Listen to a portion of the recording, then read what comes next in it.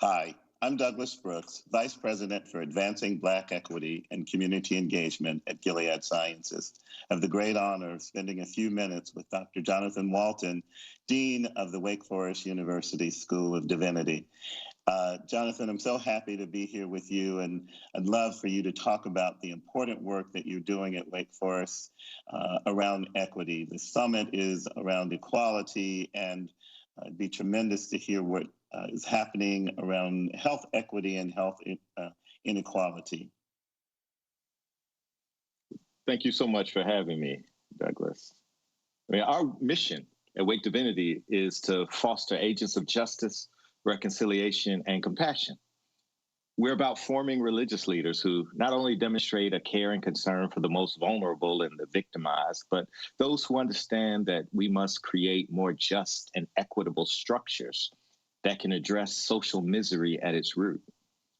Clergy who can not only pray with those who hurt, but can also address systems that constitute the source of pain and suffering. And so that's why we ask our students to study at the intersections of issues such as faith, health, and ecological well-being. And that's one of the reasons that we're so glad to be committed in this partnership with Gilead in the Compass Initiative. Thank you. You know, I've heard you talk about the importance, the mandate for reaching I think you may have even said all God's children. And, you know, often there's this perceived divide between the LGBT community, issues like HIV, and institutions, organizations of faith. And I think you disagree with that, that you are one who believes that it is, in fact, really important to engage in that way. Would you mind talking about that a little more? Oh, absolutely. I mean, at Wake Divinity, we believe that Black lives matter, not just when an African-American dies at the hands of law enforcement, not just straight, not just middle-class bourgeois, but whether straight, gay, LGBTQ, whoever we're all made in the imago Dei, or the image of God.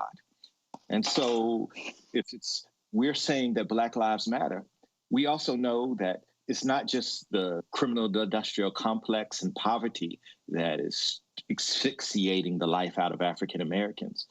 We also know that people are dying disproportionately in our community from a virus that need not be a death sentence.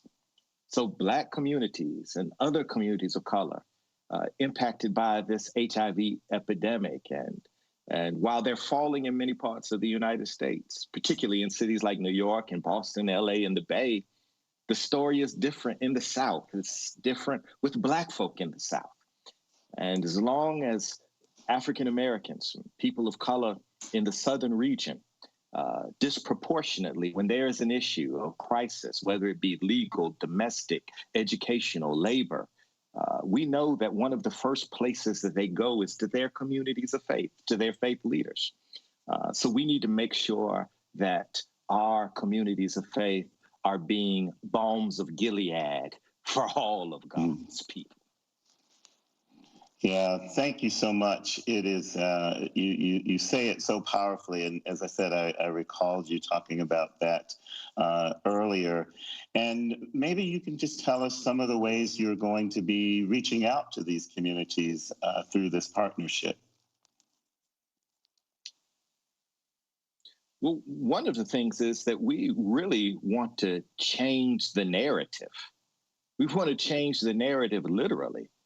As I said, if we know that people are reaching out to their communities of faith in order that they might find help, they might find healing when they're confronted with problems in life, we know that we have to engage these communities of faith so that they could do a better job. Why? Because we also know that when it comes to the intersections of HIV and religion in the Southern region, we find high rates of self-harm and suicide among LGBTQ young people. We find people that have been trapped in a conspiracy of silence around their diagnosis or that of a family member. And much of that just has to do with the toxic theologies that discriminate and stigmatize. And so, working with faith-based organizations, we believe that we can shift harmful cultural narratives about HIV throughout the southern region to narratives of justice, to narratives of healing and hope. I mean, in the same way that narratives have shifted around leprosy in the ancient world, or cancer or addiction in more recent decades, these were all once diseases viewed as punishments of God for baleful behavior. We believe and we're confident that we can encourage communities of faith to lean into their best selves. And that's living up to the profession that God loves whosoever will, that there's room for you at the table. And that's what we're committed to doing. Thank you so much. Whosoever will. I think that's a perfect way to end this conversation. I've enjoyed spending these few minutes with you. It's been a pleasure.